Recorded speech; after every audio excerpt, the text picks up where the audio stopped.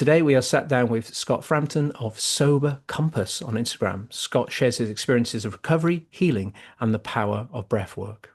Welcome to the show, Scott. I'm really excited to talk to you. We haven't had many men in the last 6 or 7 months of this show existing. So thank you for being in this space with me for two men to talk about something important. I was so sensitive to rejection. I was so hypercritical of myself. I'd given up alcohol. I'd been really healthy and all of these kind of things, but I would always focus on the one thing I wasn't doing right, and that would become their weapon to beat me with.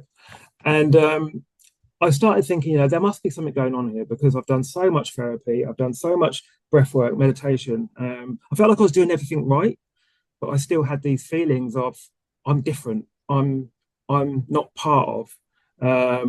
And so I started looking at it, and the more I read, I realised that the list of traits was basically describing me. It was like, oh, I didn't know that was what ADHD is, and I think that's the thing where people have this idea of ADHD as a specific thing, and I didn't have. I had that as well.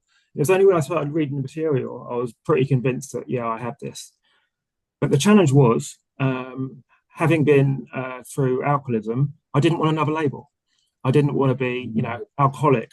I was highly sensitive, shy. I didn't want neurodivergent as well. For whatever reason, I didn't want to be defined by it.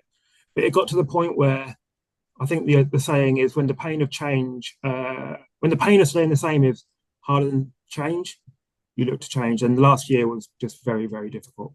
All of the masking techniques, all of the coping strategies, they weren't working anymore, and I was kind of running on empty a lot of the time.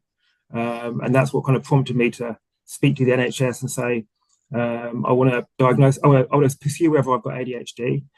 And I thought they would just say, "I'll up your antidepressants and come back in 6 months' time, see how you are." But he kind of looked at my case history, and we did the kind of referral, clinical referral they did. And after it, he said, "We need to get you referred ASAP."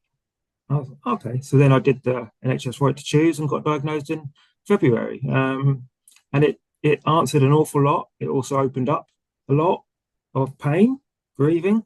I guess we'll get into that. But yeah, I always, in later years, knew there was something, but I just didn't know what it was.